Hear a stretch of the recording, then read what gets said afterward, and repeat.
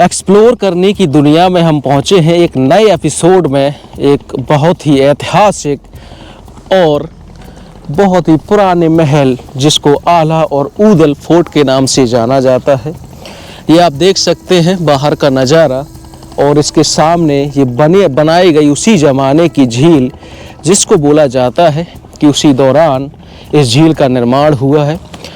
तो इसके अंदर की कहानियाँ जो भी हैं, क्या करने यहाँ आला और ऊदल आते थे, आला ऊदल कौन थे, उसकी पूरी कहानी एक्सप्लोर करते हैं। 11वीं शताब्दी में बनाया गया यह किला आला और ऊदल जो उसके दो सामान थे, सरदार थे, उनके लिए विश्राम और निवास के लिए बनाया गया था। उनकी रानियां भी आती थी यहाँ एंजॉय करने के लिए। यहाँ का पूरा क्षेत्र ही जंगल से भरा है और उसमें वो शिकार करना, आखेट करना, वो सब करते थे।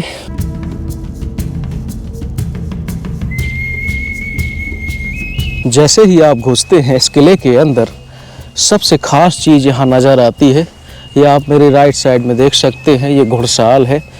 इन घुड़साल में क्या है कि स्पेशल टाइप के घोड़े रखे जाते थे जो बहुत ही स्ट्रॉन्ग, शक्तिशाली होते थे, क्योंकि उन घोड़ों का इस्तेमाल चार बग्गी में किया जाता था, माल ढोने के लिए किया जाता था। और ख़ास तौर पर उस ज़माने में जो राजा लड़ते रहते थे उनके लिए यूज होता था। और ये घोड़े जो है, मैं एक ख़ास बात बताता हूँ आपको, काबुल से मंगाए जाते थे। इस दुर्ग के, इस किला के बिल्कुल सेंटर में ये जगह मैं लाया हूँ आपको, उस जगह जहाँ ये रसोई घर हुआ करती थी उस ज़माने में। जब भी राजा आला ऊदल किसी हिरन का या किसी जानवर का शिकार करते थे, वो यहाँ पकाया जाता था। ये जगह एकदम जर्जर हो चुकी है।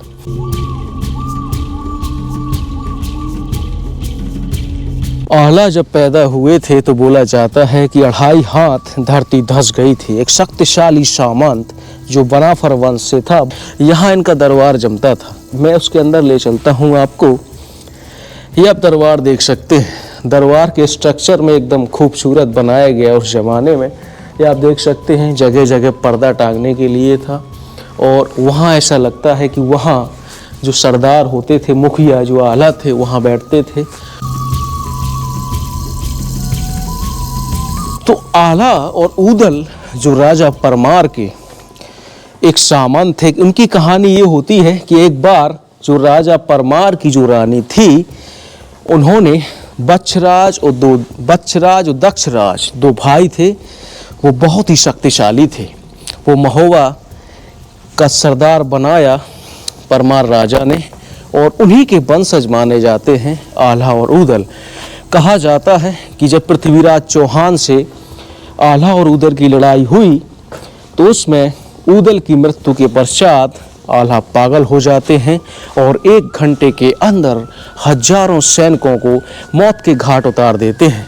इस दरबार से 2 रास्ताएं जाती हैं। ये रास्ता जो जाती है वो झील की तरफ जाती है, और एक रास्ता है जहाँ से मैं छत पर ले जाऊंगा और वहाँ की कहानी को कनेक्ट करते करते दिखाता हूँ आपको कि इसकी सीढ़ियाँ जस्ट झील के बगल पर बनाई गई हैं। तो उस ज़माने में ये बिल्डिंग 2 मंजिला हुआ करती थी। अभी मैं इसके पहले मंजिल पर हूँ, आप देख सकते हैं। ये चटकी हुई है, मैं थोड़ा सा रिस्क लेके इस पर चल रहा हूँ क्योंकि कभी भी टूट सकती है। इसका जो ऊपरी वाला सिरा था वो नीचे झील में गिर चुका है। मेरे चारों आप देख सकते हैं इस साइड भी कि यहाँ पहाड़ है। जो यहाँ से एक सुरंग खोदी गई थी उसी ज़माने में, मैंने बताया था स्टार्टिंग में। उस सुरंग के पास भी मैं दिखाता हूँ कि उस सुरंग का नज़ारा है। तो इस फोर्ट का आप चारों तरफ देख सकते हैं। इसका टॉप व्यू, ये इसकी छत है। मैं दिखाता हूँ आपको इस छत की जो जीने बनाए गए हैं जो जगह जगह से नीचे जाते हैं। ये जो पूरा इलाका मैंने बताया था, ये स्पेशली राजाओं के लिए था, उनकी रानियों के लिए था। और रानी मछला की कहानी बहुत ही इंटरेस्टिंग है। यहाँ बताया जाता है कि यहाँ रहस्यमयी पत्थर है जहाँ से रानी मछला यहाँ स्नान करती थी। एक रास्ता मैंने दिखाया आपको, छत पे जाती है और छत से मैंने आपको पूरा नज़ारा दिखाया। अब मैं इसके नीचे चलता हूँ। ये तलघर बनाया गया है, वो किस काम के लिए यूज होता था। तलघर से आप समझ सकते हैं कि जो ज़रूरी सामान थे राजा और रानियों के, मैं धीरे धीरे जा रहा हूँ क्योंकि यहाँ अंधेरा है और इस अंधेरे के बीच आपको ले चलता हूँ उस तलघर में। आप बच के चलना पड़ेगा यहाँ थोड़ा सा, क्योंकि एक्सप्लोर करते करते अगर खुद ही ना रहे तो किस काम का एक्सप्लोरेशन। तो ये आप देख सकते हैं यहाँ भी सेम छोटा सा स्ट्रक्चर, यहाँ दीवारों में सुरंगें बनाई गई हैं। गांव वालों द्वारा बोला जाता है कि यहाँ पहले क्या है कि जो चोर लोग यहाँ रहे हैं, चोरी बहुत की है।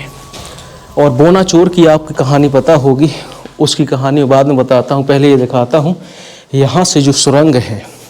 ये क्या है कि दीवारों के अंदर सुरंग काटी गई हैं। इसमें क्या है कि जानवर वगैरह यहाँ बैठते हैं, सर्द मौसम है तो यहाँ वो जानवर अभी हो सकते हैं, कुछ निशान भी पड़े हुए हैं। और आप ये नज़ारा देख सकते हैं, ये झील तरफ जाता है नज़ारा। जैसे ही मैं यहाँ आता हूँ थोड़ा सा, ये झील तरफ नज़ारा जाता है। और ये आप देख सकते हैं यहाँ से इसका बेसमेंट बनाया गया है, जो बोल्डर्स का इस्तेमाल किया गया है। इसलिए ये झील क्या है कि कई बार यहाँ तक भी आ जाती थी और इस तलघर में पानी घुसने लगता था।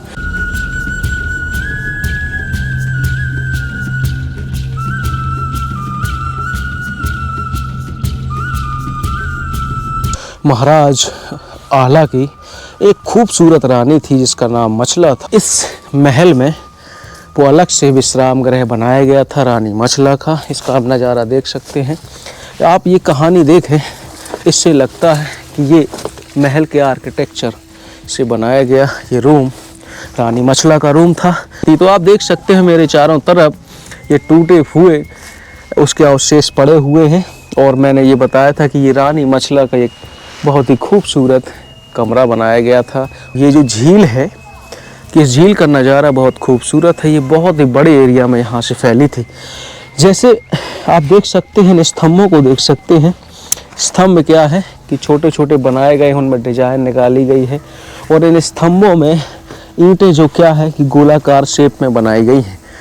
तो आप चारों तरफ का नज़ारा देख सकते हैं और इस इंडिविजुअल इस रूम का नज़ारा देख सकते हैं। मैंने आपको अभी तक 2 सुरंगें बता चुका हूँ जो दीवारों पर बनाई गई हैं, जो सामान और आभूषण के लिए यूज होती हैं।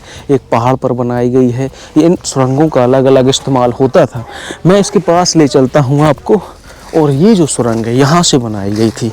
ये सुरंग, इसकी हालत क्या हुई है कि प्राकृतिक आपदाओं ने इस हालत को इस मंजर तक पहुँचाया है। यहाँ बीचों बीच आप देख सकते हैं, यहाँ बीचों बीच ये सुरंग बनाई गई थी। प्राकृतिक आपदाओं की वजह से ये अभी बंद हो गई है। तो ये इस दुर्ग का मैंने ओवरव्यू दिया आपको और इसकी कहानी बताई जो बहुत ही ऐतिहासिक है। और जगह जगह अभी भी वो अवशेष पड़े हुए हैं जो कहानी कहती हैं अलग अलग चीज़ों की। चाहे वो रसोई घर हो जो रानी मछला यूज करती थी, चाहे वो जगह हो जहाँ रानी मछला निवास करती थी। और माता सीता का दर्जा दिया गया है रानी मछला को और बहुत ही खूबसूरत थी। तो ये कहानी धीरे धीरे यहाँ ख़त्म होती है।